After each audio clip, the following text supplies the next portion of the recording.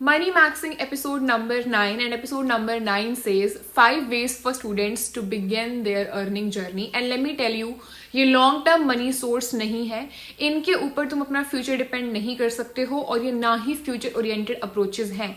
ये quick money approach है. Quick money approach मतलब कि जल्दी पैसा आना. एंड ये I am telling you because मैं इसलिए बता रही हूँ ताकि at least you start earning, and जो अर्न करके जो पैसा मिलेगा उससे तुम अपना कुछ बिजनेस वगैरह जो भी तुम्हें लाइक बिल्ड करना है, क्योंकि कुछ बिल्ड करने के लिए इनिशियल स्टेप पे भी तुम्हें मनी चाहिए होता है. तो ये सिर्फ उस इनिशियल स्टेप की मनी की रिक्वायरमेंट को पूरा करने के लिए है. ये फ्यूचर ओरिएंटेड अप्रोच नहीं है. ठीक है, अगर तुम एक बारी इन चीज़ों पे स्टक रह जाते हो तो फिर लाइफ लॉन्ग उन्हीं चीज़ों पे स्टक रहोगे, एंड कभी भी उतनी अमाउंट ऑफ मनी नहीं मिल पाएगी जितनी अमाउंट ऑफ मनी तुम्हें चाहिए. तो इनके ऊपर फ्यूचर डिपेंड नहीं करता है. सिर्फ क्विक मनी अप्रोच है जो कि तुम्हें स्टार्ट करने में हेल्प कर सकती हैं एज अ स्टूडेंट.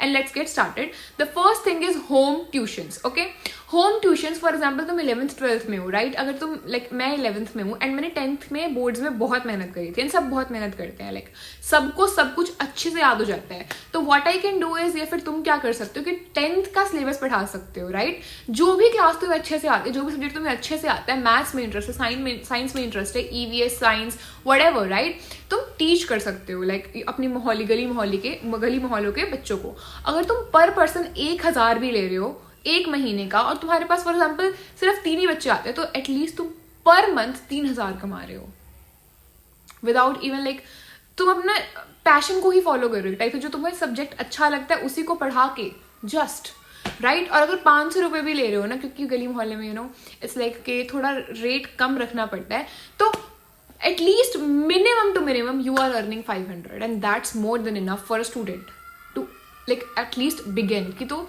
स्टार्ट कर सके. ठीक है, so the first thing is home tuitions. The next thing is skill नहीं है कोई बात नहीं, सिर्फ क्या आना चाहिए कि या तो पिक्सार्ट या तो कैनवा पे पोस्टर बनाना आना चाहिए, जो कि तुम इजीली सीख सकते हो. Like go on YouTube, ChatGPT से पूछ लो, राइट? या फिर तुम्हें रील्स के ऊपर कैप्शंस देनी आनी चाहिए, या फिर तुम्हें वीडियो के ऊपर कैप्शंस देनी आनी चाहिए, या फिर तुम्हें पेज मैनेज करना आना चाहिए. देखो, कैनवा और जो कैप्शंस वाली चीज़ है ये ऑनलाइन होती है, और कुछ बच्चे ऑनलाइन स्लोट्स को वो नहीं कर सकते, मतलब क्या नहीं कर सकते, पोजेस नहीं कर सकते, एक्सेस नहीं कर सकते, मतलब ऑनलाइन चीज़ें चला नहीं सकते, क्योंकि कैनवा और रील मैनेज वाला जो कैप्शंस मैनेज वाला जो चीज़ है ना, ये तुम्हें लिंक्डइन या फिर फ्रीलांसर पे करना पड़ेगा. और कुछ लोगों के पास, कुछ बच्चों के पास इतनी अथॉरिटी नहीं होती, उनके पेरेंट्स अलाउ नहीं करते हैं. ठीक है, so the thing is that you can manage reel page, मतलब इंस्टाग्राम पेज. किसी भी कैफे के अंदर जाओ एंड जस्ट ओनर से बात करो, right? You can just talk to the owner and say. मैं पिछली वीडियो में भी इस चीज़ के बारे में शेयर कर चुकी हूँ कि you can just go to the owner of the cafe and just tell them कि हम आपके लिए लाइक एक इंस्टाग्राम पेज चलाएंगे, जिससे आपके कैफे के बारे में बताया जाएगा, उसमें रील्स डाली जाएंगी एंड पोस्टर्स डाले जाएंगे, जिससे बच्चे या फिर जिससे लोग आपके कैफे की तरफ अट्रैक्ट होकर आपके कैफे के अंदर आए. और कैफे मैनेजर को फर्क नहीं पड़ेगा कि तुम्हारे पास कोई डिग्री है या नहीं, कि तुम्हारे पास कोई क्वालिफिकेशन है या नहीं, कि तुम प्रोफेशनल हो या नहीं. उसको सिर्फ सर्टिफिकेशन से फर्क पड़ेगा. मतलब सर्टिफिकेशन मतलब कि तुम्हारे ये इंस्टाग्राम पेज बनाने से कितने कस्टमर उसके पास आ रहे हैं. ठीक है, तो you can do that and the owner will pay you for that. अगर वो तुम्हें 500 रुपये भी दे रहा है, फिर 1000 भी दे रहा है, that is more than enough to at least start. मैं फिर से बता रही हूँ कि ये सिर्फ और सिर्फ क्विक मनी अप्रोच है, ये फ्यूचर ओरिएंटेड अप्रोच नहीं है. इनको फ्यूचर तक या लाइफ लॉन्ग फॉलो करना इज टोटल बेवकूफ़ी.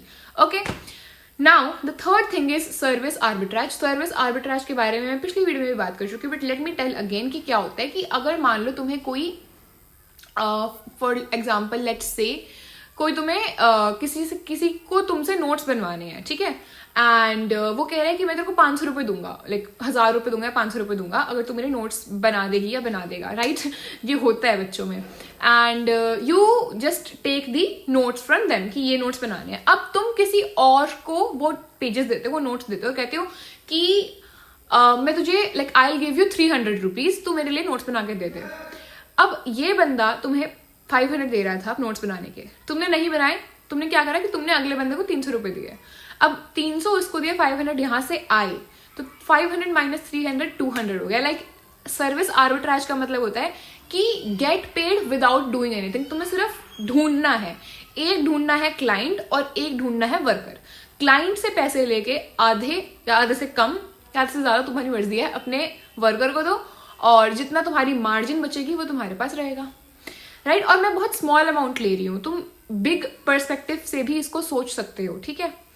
Fourth is notes is equals to money. देखो थोड़ा सा फनी है ये, लेकिन अगर तुम किसी के लिए नोट्स बनाते हो, अगर तुम चाहते हो कि हाँ भाई स्कूल में अगर किसी के नोट्स बना रहे हो तो हम पैसे चार्ज कर लेंगे, तो तुम वो कर सकते हो, राइट। वो एक हेल्दी मैनर है अपना स्कूल में ही बिजनेस स्टार्ट करने का, एंड थोड़ा सा फनी भी है, तो आई डोंट थिंक सो कि ये इतना सेफ भी रहेगा या फिर कुछ, but it's up to you. But ये एक चॉइस होती है स्टूडेंट्स के लिए।